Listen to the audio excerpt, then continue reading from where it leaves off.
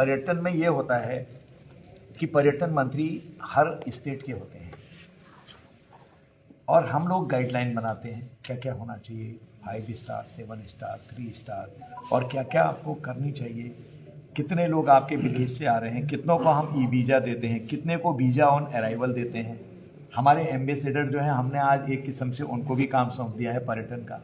ये हम गाइडलाइन बनाते हैं कि कैसे उभारेंगे। मध्य प्रदेश की चीज़ें हैं, बिहार की चीज़ें हैं, झारखंड की हैं, उत्तराखंड की हैं, हिमाचल की हैं, पश्चिम बंगाल की हैं, कहीं की भी, तमिलनाडु हो, केरल हो, जहाँ जहाँ, यानी कि पूरे जितने भी राज्य हैं कहाँ क्या चीज़ है उनको बताते हैं। स्टेट भी करते हैं, हम भी उनकी चीज़ लेकर उसको इंटरनेशनल लेवल पर देते हैं, क्योंकि वो हम एक ही हैं, फेडरल सिस्टम है हमारा।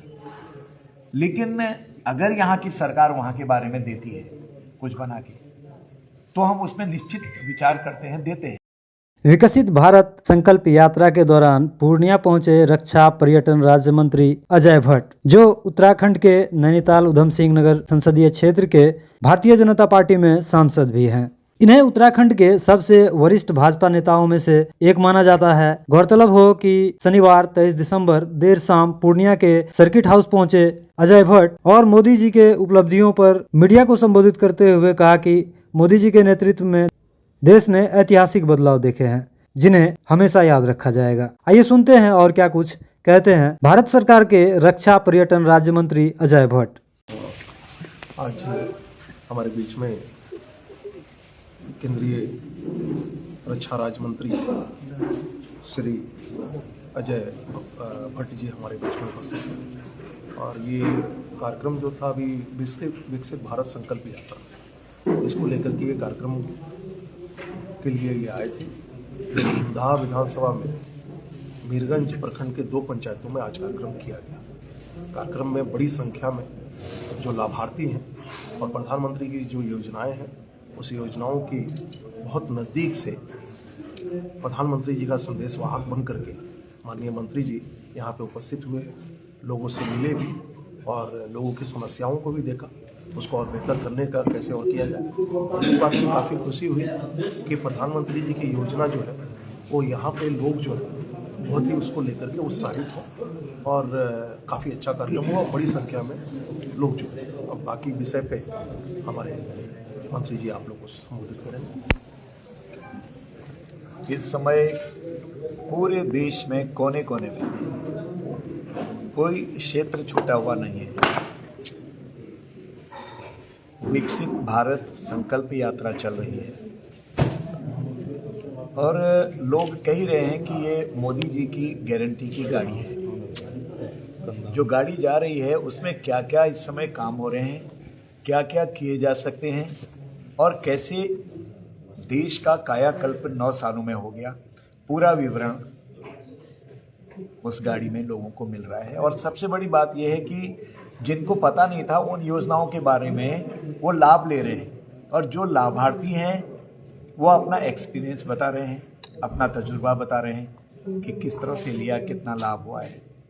जैसे आपका प्रधानमंत्री जन धन योजना है, प्रधानमंत्री आवास योजना है और प्रधानमंत्री सुरक्षा बीमा योजना है, जीवन ज्योति बीमा योजना ये भी प्रधानमंत्री जी की है, स्वनिधि पीएम स्वनिधि योजना है, एक लंबी योजना है और जल जीवन मिशन है। सबसे बड़ी बात यह है, आज जितना भी आप ओवरहेड टैंक देख रहे हैं, गांव में जो पाइपलाइन बिछ रही है वो आपके जल जीवन मिशन से बन रही है। एक बहुत बड़ा अमाउंट बिहार सरकार को दिया गया है, बहुत बड़ा। हर जिले को मैं समझता हूं कि 1000 करोड़ और कहीं 1200 करोड़, कहीं 1500 करोड़, कहीं 2000 करोड़, इस तरह से एक मोटा मोटा फिगर आ रहा है। इतनी धनराशि दी गई है। किसी ने सोचा ही नहीं आज तक कि पानी बहुत ज़रूरी है। अगर हमको कभी डिहाइड्रेशन हो जाता है तो पानी के बिना जीवन नहीं होता है। पानी पियो, नींबू और नमक मिला के पियो, घोल बनाओ, ये गांव गांव तक ये बात रहती है। अगर जल ही स्वच्छ नहीं होगा तो आदमी का पूरा शरीर अस्वच्छ हो जाएगा। तो इसलिए इस ओर ध्यान गया तो प्रधानमंत्री जी का गया है। और हमने जगह जगह पर आप देख रहे होंगे आजकल जो सड़कें बन रही हैं, आज मैंने इसी जिले के बारे में पूछा तो उन्होंने कहा साहब आज अधिकारियों की बैठक लेने पर पता लगा कि जिले में NH है, NHAI है, PMGSY है, जो प्रधानमंत्री सड़क योजनाएं हैं, तो NH योजनाएं हैं, NHAI की योजनाएं हैं, वो जाल बिछा दिया है उन्होंने। इतना ज़बरदस्त हो रहा है। और यहाँ पर एयरपोर्ट बनाने की बात भी आ रही है जिसमें उड़ान योजना चलेगी। उड़ान योजना में अगर जहाज में 50 सीट हैं, आज 25 मिली तो 25 की कीमत हम देते हैं, केंद्र सरकार देती है पर्यटन विभाग से, उसकी क्षतिपूर्ति करती है। 3 सालों तक लगातार देगी, 3 साल में फिर वो रेगुलर हो जाता है और उसके बाद वही जहाज रेगुलर चलने लगता है। 3 साल तक हम उसमें पूरा, अगर जहाज में 5 ही सीट मिली आज तो 45 सीट का हम देंगे। जो माननीय प्रधानमंत्री जी ने कहा कि चप्पल पहन के, हवाई चप्पल पहन के हवाई जहाज की यात्रा करेंगे, कई जगह तो ट्रेन और हवाई जहाज के टिकट बराबर होते हैं, आम जनता के लिए सुविधा देने का मकसद। तो इसलिए कोई योजना ऐसी नहीं है जो आम जन को लाभ नहीं पहुंचा रही हो। इसीलिए कंकड़ तोड़ने वाला, बेलचा लगाने वाला, दैनिक मजदूरी करने वाला, झाड़ू पोछा लगाने वाला, या मेरी माता बहनें जो घर में काम करती हैं, वो सबको आज मोदी जी ने एक से एक लाभ दिए हैं। इसीलिए ये सब लोग आज अपने में मोदी जी की प्रतिछाया देखते हैं, उनके खिलाफ सुन नहीं सकते हैं। इतना अटूट विश्वास।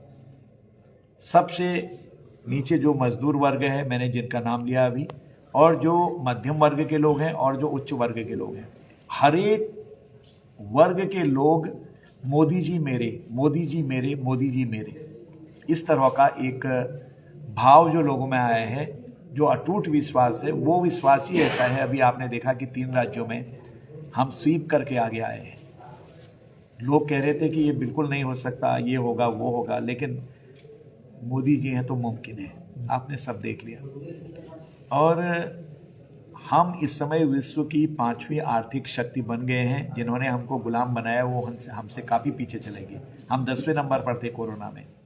2024 के बाद हम अति शीघ्र तीसरी शक्ति बनने वाली है। संसद के अंदर घोषणा हुई है और बिल्कुल बनेंगे।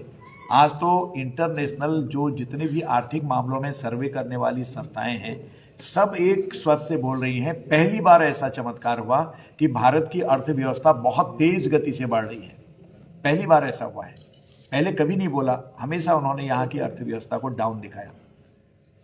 और जो 2047 में हम नंबर 1 पर आने वाले हैं, उसके लिए भी आज ही नींव रख दी गई है। कल को क्या होगा, किसका जीवन रहे न रहे, देश रहेगा, हमारे छोटे बच्चे उस समय अपनी जवानी पर होंगे। वो कोई वैज्ञानिक होगा, कोई IAS होगा, कोई IPS होगा, कोई CDS टेस्ट पास करेगा, आर्मी में कोई हमारे अधिकारी बनेंगे, कोई पुलिस में जाएगा, कहीं भी जाएंगे। मेरा कहने का मतलब है कोई वकील होगा, कोई जज होगा, लेकिन वो ऐसे देश का नागरिक होगा जो देश नंबर 1 पर आ गया होगा 2047 पर। प्रधानमंत्री जी ने ऐसी नींव डाली है कि लोगों में यहाँ से एक बात उठने लग गई, इतना विश्वास हो गया कि मोदी जी जो कर रहे हैं ठीक कर रहे हैं। हमारा भी दान, हमारा भी समय दान, हमारा भी इस देश में सहयोग होना चाहिए। ये लोगों के, आम आदमी की भावना आ गई है, चाहे वो किसी दल का हो। अगर हम विदेशों में जाते हैं तो दल के नाम से नहीं जाते हैं, कांग्रेस, भाजपा, बसपा, फलाना ढिमाका, इन दलों से नहीं जाते हैं। जो भी दल हैं हमारे आज यहाँ पर, वहाँ पर भारतीय नागरिक की हैसियत से जाते हैं। जो इज्जत और जो शोहरत आज मोदी जी ने 9 साल में दिलवा दी है देश को और हम लोगों को, वो अद्भुत है, अद्वितीय है। जो यहाँ गरियाते हैं, मोदी हटाओ देश बचाओ जो बोलते हैं, और अंतर्मन से वो उनका आभार प्रकट करते हैं विदेशों में जाने पर। उनके नाम पर कितना इज्जत और शोहरत हो पा रहे हैं, कितना स्वागत पाते हैं। तो इसलिए देश की चहुमुखी उन्नति हो रही है। देश चाक चौबंद है, जल में, थल में, नभ में हम बहुत मजबूत हैं। किसी की हिम्मत नहीं है कोई हमको देख ले। जम्मू कश्मीर में जब धारा 70 हटाई गई, खून की नदियां बहेंगी कहा, वहाँ एक बहुत 70% करीब आज आतंकवाद लगभग खत्म हो गया है। छुटपुट योजनाएं, छुटपुट घटनाएं हो ही रही हैं। उसके लिए हमारे सैनिक, हमारे जवान, हमारे अधिकारी माकूल जवाब दे रहे हैं और घात लगा के कभी ना कभी कुछ करने की, छुटपुट योजना करने की सोच रहे हैं, लेकिन वो सब दबोचे जा रहे हैं, मारे जा रहे हैं। हल्का फुल्का हमें भी लॉस हो ही रहा है, लेकिन वो जो स्थिति थी कि भारत का झंडा जलता था, भारत का झंडा ऊंचा नहीं होता था, आज भारत का झंडा, हमारा तिरंगा लहरा रहा है और राष्ट्रीय गीत गा रहे हैं। सब लोग अपने अपने विकास के लिए उद्यत हैं। हमारे बच्चे जम्मू कश्मीर में कोई डॉक्टर, कोई इंजीनियर, कोई आईएएस, कोई आईपीएस के अपने एग्ज़ाम्स दे रहे हैं। सेंट्रल गवर्नमेंट ने 10 लाख लोगों को जो रोजगार देने का वादा किया था, उसमें से कई लोग वहाँ से भी चुन के आ रहे हैं। तो इस तरह से आज हर जगह नॉर्थ ईस्ट आज पर्यटन का एक किस्म से हब बन रहा है। जम्मू कश्मीर में अभी तक 2 करोड़ से ज़्यादा पर्यटक जा चुके हैं। मैं 10 दिन 15 दिन का आंकड़ा बता रहा हूँ, इस बीच का मैंने स्टडी नहीं किया, और बढ़ गए होंगे। 2 करोड़, कोई होटल खाली नहीं है। और जो वहाँ का क्रूज़ है उस पर हमारी 3 महीने की एडवांस बुकिंग थी पिछली बार जब मैं गया था। तो जहाँ जाने से लोग डरते थे, आज वहाँ डल झील में घूमते हैं और वहाँ पर लोगों ने होम स्टे बना दिए हैं। सबसे बड़ी बात यह है, कोई सुरक्षा नहीं है। उन होम स्टे में देश के लोग, दुनिया के लोग रह रहे हैं। आज लोग विकास की तरफ भाग रहे हैं। पहले से आतंकवादियों को संरक्षण देते थे, आज सूचना देते हैं कि फलानी जगह है करके। तो जो राष्ट्र प्रेम है, राष्ट्रीयता है, विकास की नदियां हैं, विकास ने सबको जोड़ा है। जम्मू है, कश्मीर है, लद्दाख है। अब तो वहाँ पर आपको पता है, वहाँ के बारे में अभी नया कानून आ गया है, चुनाव भी होंगे निकट भविष्य में, सीटें भी बना दी हैं। तो इसलिए चारों तरफ आज भारत भारत भारत भारत हो रही है। यूक्रेन और सोवियत संघ की लड़ाई में आपने देख लिया, एक ही व्यक्ति, उनका कहना माना गया माननीय मोदी जी का, प्रधानमंत्री जी का, दोनों देशों को कहा उन्होंने, प्लीज स्टॉप, रोकिए, मेरे बच्चे फंसे हैं। सब बच्चे निकाले और पाकिस्तान के बच्चे भी आने लगे। तो लोगों ने कहा आप दिखाइए तिरंगा कहाँ है। उन्होंने अपने फ़ोन पर दिखाया लोड करके, ये तिरंगा है, और वो अपने देश में सकुशल चले गए। हमने कभी कुछ विरोध नहीं किया, हमसे बैर रखता है पाकिस्तान, लेकिन हम विश्व बंधुत्व को सर्वोच्च रखते हैं, वसुधैव कुटुंबकम वाले हैं। सारा कुटुंब है पूरे संसार और पृथ्वी पर। इस नाते से हमको फिर वहाँ से बधाई मिली, thank you Modi ji, thank you तिरंगे, थैंक यू भारत। और आज वहाँ पर पाकिस्तान में मोदी जी जैसा प्रधानमंत्री चाहिए, ये मांग उठ गई है। आटे के लिए वहाँ संघर्ष हो रहा है, लेकिन हम 80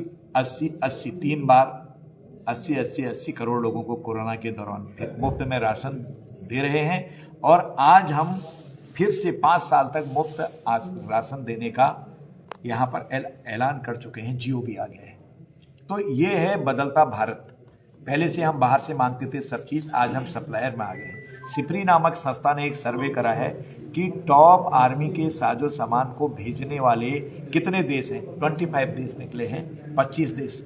उन 25 देशों में, टॉप देशों में भारत ने इन 9 सालों में अपना स्थान बनाया है। आज ज़बरदस्त तरीके से हम एक्सपोर्ट कर रहे हैं। इंपोर्ट हमने कई चीज़ों का रोक दिया है, जो अति आवश्यक है वही ले रहे हैं, बाकी हम अपने पैरों पर खड़े हो रहे हैं और धीरे धीरे अच्छी तरह से खड़े हो गए हैं। यह है बदलते भारत की तस्वीर। सर, आप पर्यटन मंत्री हैं और पूर्णिया में पूरन देवी, जो पूरन देवी पूर्णिया के नाम पर पड़ा है, वो पर्यटन की काफ़ी संभावनाएं हैं, कुछ सौगात देखिए आप। इसमें पर्यटन में ये होता है कि पर्यटन मंत्री हर स्टेट के होते हैं और हम लोग गाइडलाइन बनाते हैं क्या क्या होना चाहिए, 5 स्टार, 7 स्टार, 3 स्टार, और क्या क्या आपको करनी चाहिए। कितने लोग आपके विदेश से आ रहे हैं, कितनों को हम ई वीज़ा देते हैं, कितने को वीज़ा ऑन अराइवल देते हैं। हमारे एम्बेसडर जो हैं, हमने आज एक किस्म से उनको भी काम सौंप दिया है पर्यटन का। ये हम गाइडलाइन बनाते हैं कि कैसे उभारेंगे। मध्य प्रदेश की चीज़ें हैं, बिहार की चीज़ें हैं, झारखंड की हैं, उत्तराखंड की हैं, हिमाचल की हैं, पश्चिम बंगाल की हैं, कहीं की भी, तमिलनाडु हो, केरल हो, जहाँ जहाँ, यानी कि पूरे जितने भी राज्य हैं, कहाँ क्या चीज़ है उनको बताते हैं। हम स्टेज भी करते हैं, हम भी उनकी चीज़ लेकर उसको इंटरनेशनल लेवल पर देते हैं, क्योंकि वो हम एक ही हैं, फेडरल सिस्टम है हमारा।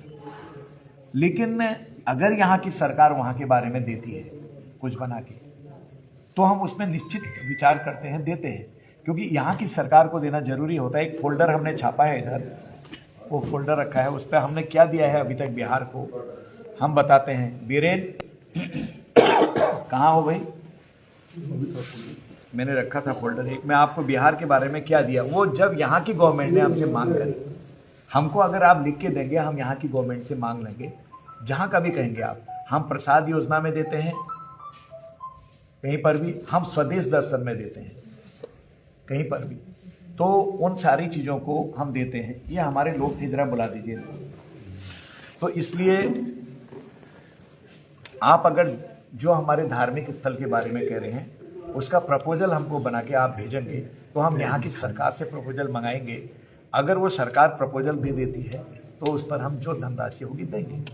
कहीं 100 करोड़, कहीं 50 करोड़, कहीं 56 करोड़, कहीं 32 करोड़, कहीं 92 करोड़, वो फोल्डर लाओ। वैसे आप लोगों को यही खड़ा होना चाहिए। तो ये बहुत गलत बात है, इधर लाओ। तो मैं आपको दिखाता हूँ हमने बिहार को अभी तक क्या दिया है। इसमें भी इन्होंने छापा है।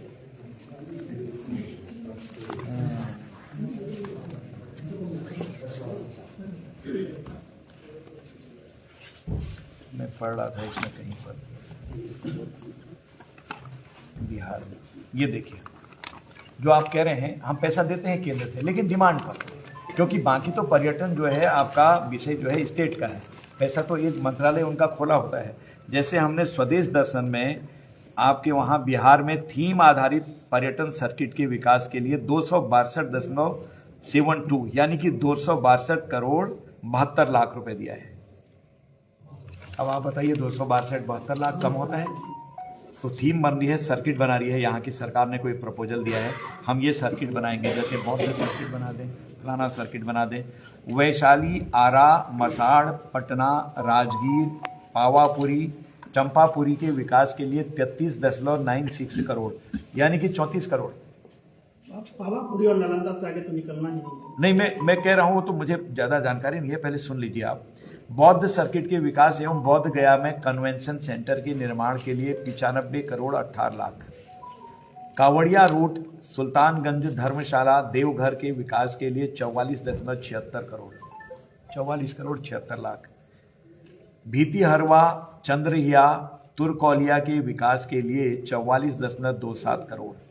इतना बड़ा हमने पैसा यहाँ के लिए दिया है। और जो हम आध्यात्मिक स्थलों का विकास कर रहे हैं उसके लिए हमने प्रसाद योजना में तीर्थ यात्रा कायाकल्प करते हैं, उसमें आध्यात्मिकता संवर्धन अभियान के अंतर्गत पटना साहिब, विष्णुपद मंदिर और गया के विकास के लिए 45 करोड़ 81 लाख रुपए, 81 लाख ये दिया है। इसके बाद में इसलिए मैंने ये आपको बताया कि इतना हम पैसा दे रहे हैं। अगर आप इसको नोट करना चाहें नोट भी कर सकते हैं। और अगर आप कल को कोई भी योजना को बनाना चाहते हैं यहाँ की बिहार सरकार की तरफ से, उस योजना को भिजवाइएगा। वो अगर हमारे जो बिंदु हैं, पैरामीटर्स हैं, उनको पूरा करती है तो 100% पैसा आता है, बिना लाग लपेट के आता है। हमने 2-2, 300 करोड़, 200 कुछ करोड़ तो आपके यहीं दिखाई दे रहा है, इतना बड़ा दिया है 62 करोड़, 262 करोड़ 72 लाख। तो ये आएगा, आप इसके बारे में मुझे देंगे तो मैं बिहार सरकार से मंगा लूँगा। ये मेरा सर, विपक्ष सवाल कर रही है कि ये देखिए, अगर आप देना चाहें तो पीओके इसमें को से कब पूरा वापस देखिए। लाते हैं और क्या करें? बिहार के लिए एक अच्छा योजना। Thank you. सर, विपक्ष सवाल कर रही है कि पीओके को कब लाएगी मोदी सरकार? जब लाएंगे तब सब लोग देख लेंगे। विपक्ष से पूछते हैं कि पीओके क्यों गया, पीओके गया क्यों, किसने दिया, किसके ज़माने में गया। और अगर मैं यही पूछूं सवाल कि वो चाइना चाइना चिल्लाते रहते हैं, उनको तो नॉलेज है नहीं, किसके ज़माने में हमारी इतनी बड़ी भूमि वहाँ पर गई। ये तो सवाल हम उनसे पूछ रहे हैं। वो ज़्यादा न कहलाएं तो ज़्यादा उन्हीं की पोल खुलती जाती है सब। यहाँ तो आज आप देख रहे हैं चाक चौबंद हैं हम। मैं लेह गया हूँ, मैं लद्दाख गया हूँ, मैं चुसूल गया हूँ, मैं मोमला गया हूँ, बिल्कुल 19,000 फीट तक की ऊंचाई में, जहाँ ऑक्सीजन बिल्कुल न्यून आ जाती है। वहाँ तक हम देख के आए, तब पता लगता है कि हमारे सैनिक कितना बड़ा काम कर रहे हैं। ये इस तरह से बार बार प्रश्न उठाने से विपक्ष के, जो वहाँ पर इस समय भी, रात में भी और दिन में भी जागते रहो करके किसी भी विदेशी को अंदर घुसने नहीं देते हैं, आतंकवादियों के सामने कभी पीठ नहीं दिखाते हैं और सामने से उनको अंदर आने से रोकते हैं, चाहे कैसी भी रोकें। उनकी बदौलत तो हम जैन की नींद सो रहे हैं। उन लोगों से, विपक्ष के लोगों से मैं पूछना चाहता हूं, क्या हुआ सन 62 में, कितनी ज़मीन चली गई थी, क्यों नहीं ली वो, कैसे पैर झुकाए। और इतना बड़ा हमने लोगों को, 97,000 सैनिकों को उस समय हमने सरेंडर कराया 71 में। कहाँ हम पहुँच गए थे, क्यों लौट आया वहाँ से, जब हमने ले ही लिया था सारी चीज़ें। युद्ध तो युद्ध है, और कितनी चीज़ें आपने दी।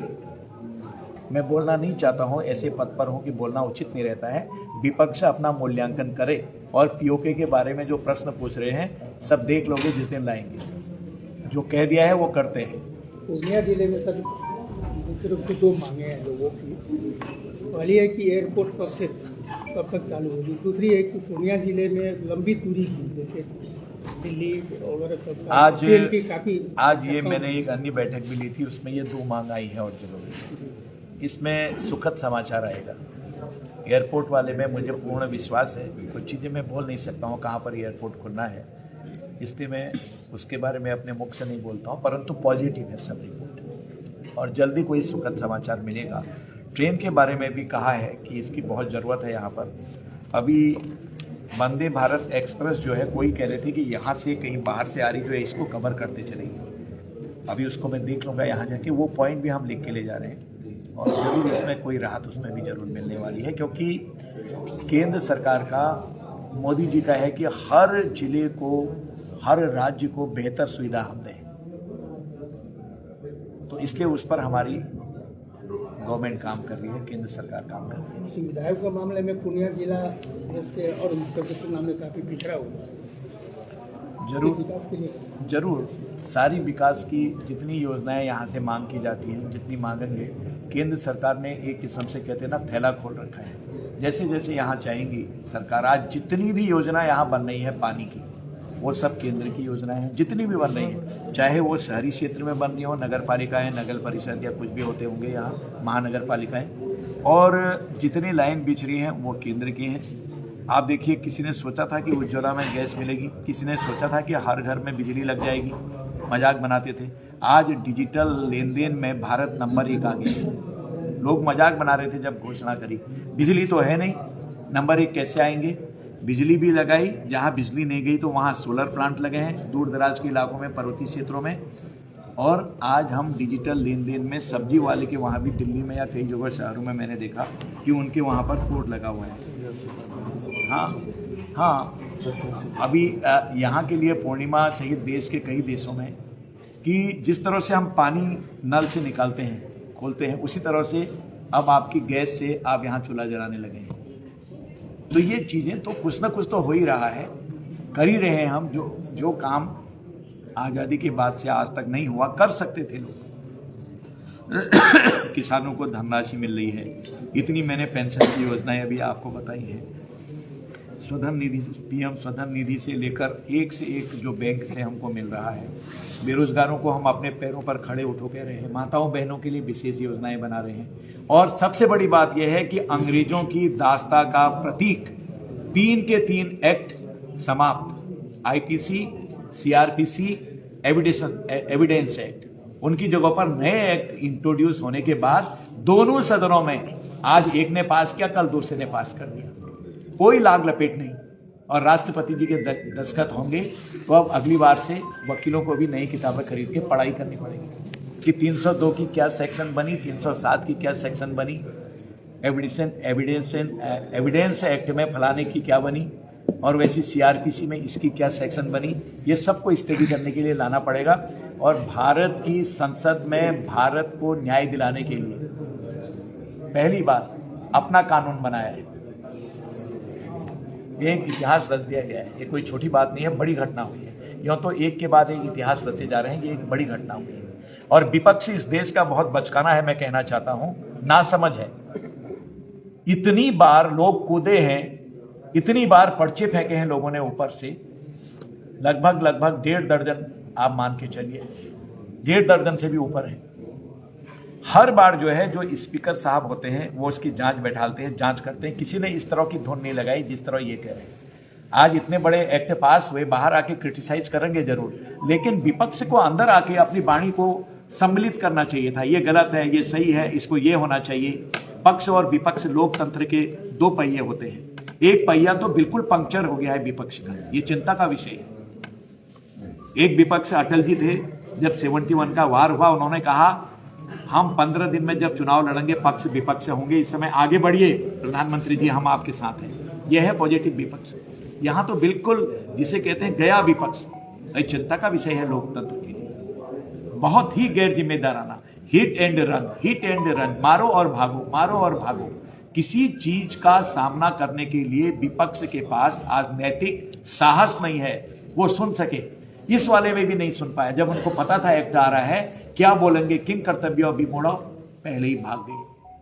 कोई भी एक्ट आ रहा हो, 150 साल 200 साल के जो कानून चल रहे थे अंग्रेजों के, उनको सब, चाहे संचार कानून हो, चाहे आपका प्रेस के लिए हो, कल आपने पढ़ा होगा कितना जबरदस्त काम कर दिया है प्रेस के लिए, आप सब मित्र हैं। आखिर एक एक चीज को ठीक कर रहे हैं, मजा ही नहीं आ रहा विपक्ष को, क्योंकि अपनी गलतियों का एहसास हो रहा है। तो खिसियानी बिल्ली खंबा नोचे, अब क्या करें, हाथ मलते रह जा रहा विपक्ष। ये तो हाय, हम तो इसे कर लेते, क्या नहीं होता आज तक, हम कैसे, हमारी मति मारी गई। मैं तो प्रभु से कहता हूं कि विपक्ष को सुमति दें प्रभु, क्योंकि अगर विपक्ष कमजोर होगा तो लोकतंत्र कमजोर होगा। एक धारदार विपक्ष होना चाहिए, उसे नॉलेज होनी चाहिए हर चीज की, वो वार्तालाप करे। अगर सत्ता पक्ष कुछ कर रहा है तो आई ओपनर बने, अपनी चीज को लाए। लेकिन यहां तो बिल्कुल समाप्त हो गया, बाहर चले जाओ, गाली बक दो, मोदी हटाओ, देश बचाओ, इसके अलावा कुछ नहीं। आज देश कहां से कहां चले गया, हर चीज में आगे बढ़ रहे हैं। राशन फ्री, वैक्सीन फ्री, दवा फ्री, हमको कितनी बड़ी चीजें हैं। खिलाड़ी आज कितने हमारे मेडल ला रहे हैं, कहां चले गए खिलाड़ी, उनका मनोबल देखिएगा। कैसी कैसी खेलो इंडिया जैसे चला के गांव घरों से उठा के लड़े, ये आगे आएगा, ये आगे आएगा, ये आगे आएगा। लेकिन विपक्ष नेगेटिव, या तो नॉलेज नहीं है या जानबूझकर किंग कर्तव्य विमूढ़ हो गया है। और बहुत ज्यादा विपक्ष जो है डिस्टर्ब कर रहा है देश को, आगे नहीं बढ़ने देना चाहता है। जो हमारे विपरीत हमसे राय रखते हैं, जो हमारे साथ विपरीत राय रखने वाले देश, में नाम नहीं लेता हूं उनका, आप जानते हैं सब अगल बगल वाले, जो वो भाषा बोल रहे हैं वो विपक्ष बोलता है। सर्जिकल स्ट्राइक भी हो, एयर स्ट्राइक भी हो, वही प्रश्न पूछे विपक्ष ने जो हमारे उन देशों के लोग पूछ रहे थे। ये कितनी शर्म की बात है।